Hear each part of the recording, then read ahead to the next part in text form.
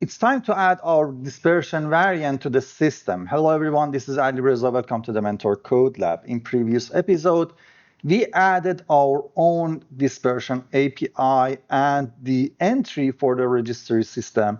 We added our own dispersion class as a record. However, for the variant, we left things unimplemented. In this video, we will implement everything. Now, normally when you are implementing something, you start with the base system as an infrastructure, and then you go to the implementations. However, in this scenario, I think starting with the implementation is easier because we will start working with things that we have implemented back in the variant interface itself. So let's start from here. We will say public static dispersion variant, and we call it off.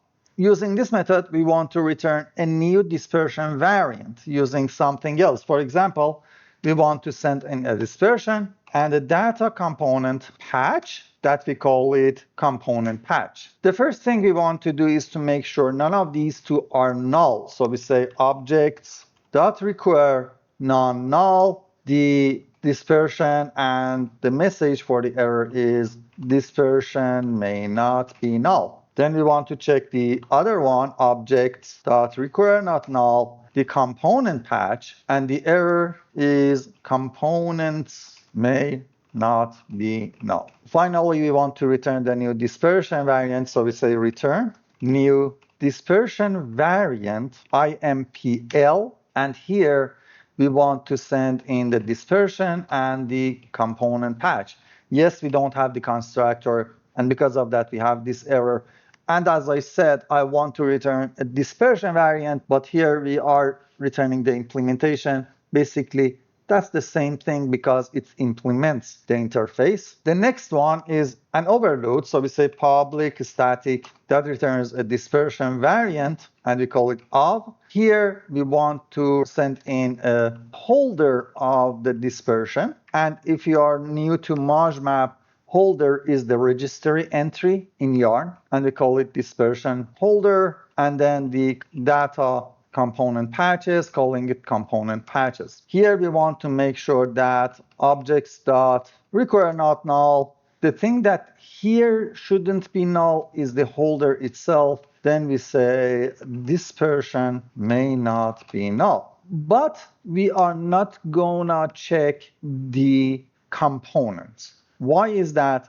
Because we are going to call our own overload. So we say of, and here we say dispersion holder dot value, and then components. Because we are sending in the component patch directly to this overload, and we are checking the component patch null case here, we don't need to check it here. However, if the holder itself is null, then this dot value will cause a crash. Because of that, we need to check it manually on top. Now we can work on our implementation. The first one that we want is private final dispersion, and we call it dispersion. Then we want a private final data component patch, but here I will call it components simply because I called it components all over the place in my own libraries. And then we have a private final data component map, and we call it component map.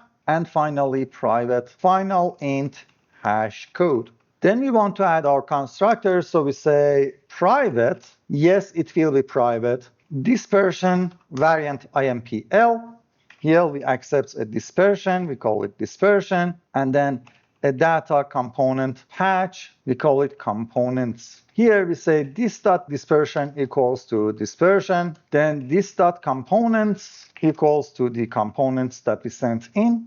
This.component map equals to, now here we want to compare things. So we say components equals to data component patch.empty. If that is the case, then we want a component or a data component map empty. So if it's empty, we are generating a new empty component map. Otherwise, we want a patched data component map dot from patch. As the prototype, we want data component map dot empty. This is our prototype, but as the components that we are carrying in is the components. Finally, we want the hash code. So we say this dot hash code equals to objects dot hash. And for the value, we are sending in the dispersion and the components, and the system will create a hash code based on these two information that we are giving in. Finally, as you notice, we are still red because we need to implement some methods. For that, we start with is blank, and here we say if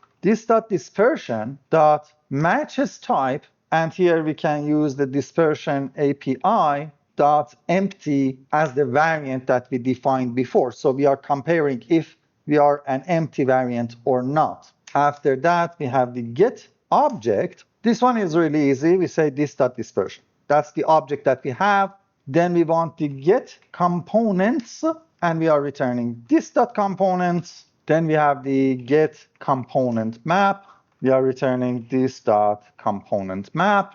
The next one is toString, and I'm aware that we have a problem here. We will take a look at that later. But for the toString, I want to say return something like this. Dispersion variant IMPL, and then dispersion equals to plus dispersion plus comma components equals to plus components plus finally we close it with the bracket, and that would be it, our toString. Now, two more methods to go. One is equals. This is trying to compare two objects to each other. If this equals to object that we sent in, so we are directly the same thing, we don't care, return true. If the object equals to null, or the object dot get class does not equals to get class of ourself, mainly we are not the same dispersion variant type,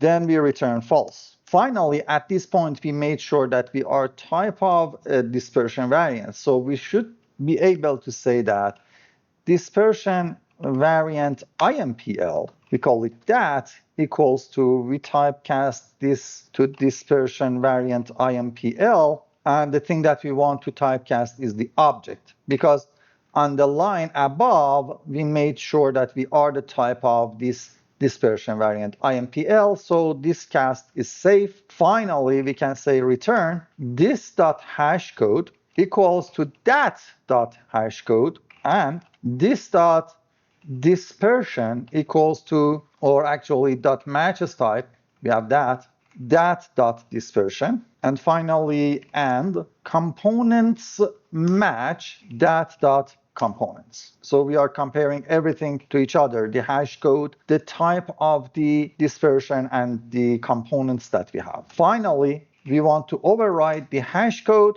and here we return this dot hash code. And by doing this, we should be actually free of any errors. However, we have one error here, and let's take a look. It says implement methods. The ones that we want is type holder and get components patch. The reason is that we didn't implement these inside our own dispersion variant. So we'll come back to that later. However, this error is saying that the get components in here clashes with the one inside Fabric API transfer storage transfer variant incompatible return type. Why is that? Did I import the wrong class? Import class. No, that's the only thing. Net Minecraft code component map. Why should I return component map when we have this one? This is obsolete now. It looks like things has changed. Then it says get object, annotate as not null. I'm okay with any annotation as not null because later down the road, it saves me from null checking all over the place.